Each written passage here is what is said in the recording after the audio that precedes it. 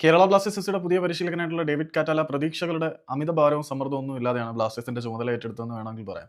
കാരണം പുള്ളിക്ക് അത്ര ഇംപ്രസീവ് ആയിട്ടുള്ള ഒരു കരിയറും ട്രാക്ക് റെക്കോർഡും ഒന്നും അവകാശപ്പെടാൻ ഇല്ലാത്തതുകൊണ്ട് തന്നെ നമുക്ക് വലിയ പ്രതീക്ഷയൊന്നുമില്ലായിരുന്നു. പക്ഷേ ആദ്യ മത്സരത്തിൽ തന്നെ ഈസ്റ്റ് ബംഗാൾ എന്ന നിലവിലെ സൂപ്പർ കപ്പ് ചാമ്പ്യന്മാരെ തകർക്കാൻ കാറ്റാലയ്ക്ക് കഴിഞ്ഞിട്ടുണ്ട്.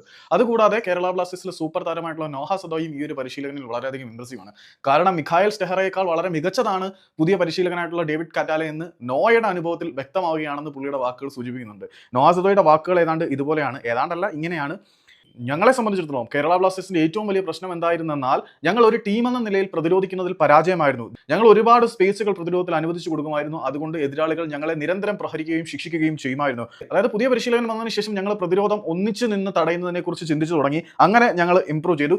ഈ തരുണത്തിൽ ഞങ്ങൾ കണ്ടിന്യൂ ചെയ്ത് മുന്നോട്ട് പോവുകയാണെങ്കിൽ ഈ ഒരു കിരീടത്തിൽ ഞങ്ങൾക്കൊരു അവകാശവാദം ഉന്നയിക്കാൻ കഴിയും എന്നുകൂടി പുള്ളി പറയുന്നു. പുള്ളി പറയുകയാണ്, ഇങ്ങനെ ഇത്തരണത്തിൽ മുന്നോട്ട് പോവുകയാണെങ്കിൽ ഞങ്ങൾക്ക് കിരീടത്തിന് ഒരു പ്രതീക്ഷയ്ക്ക് വകയുണ്ട് എന്ന് നോഹ സദോയ് പറയുന്നുണ്ട്. കഴിഞ്ഞ സീസണിൽ, അതായത് ഇന്ത്യൻ സൂപ്പർ ലീഗിന്റെ ഇപ്പോൾ കഴിഞ്ഞ ടൂർണമെന്റിൽ കേരള ബ്ലാസ്റ്റേഴ്സ് ഒരു ടീം എന്ന നിലയിൽ പ്രതിരോധിക്കുന്നതിൽ വളരെ മോശമായിരുന്നു. ഞങ്ങൾ ഒരുപാട് സ്പേസ് അനുവദിച്ച് കൊടുക്കുന്നത് കൊണ്ട് തന്നെ എതിരാളികൾ ഞങ്ങളെ ശക്തമായിട്ട് പ്രഹരിക്കുമായിരുന്നു. പക്ഷേ പുതിയ പരിശീലകന്റെ കീഴിൽ ഞങ്ങൾ ഒരുമിച്ച് നിന്ന് ഡിഫൻസ് ടൈറ്റ് ആക്കാൻ തുടങ്ങി. ഇങ്ങനെ മുന്നോട്ട് പോവുകയാണെങ്കിൽ നമുക്ക് ഈ ഒരു കോമ്പറ്റീഷനിൽ ഒരു സാധ്യതയുണ്ട് എന്ന് നോഹ സദോയ് പറയുന്നു.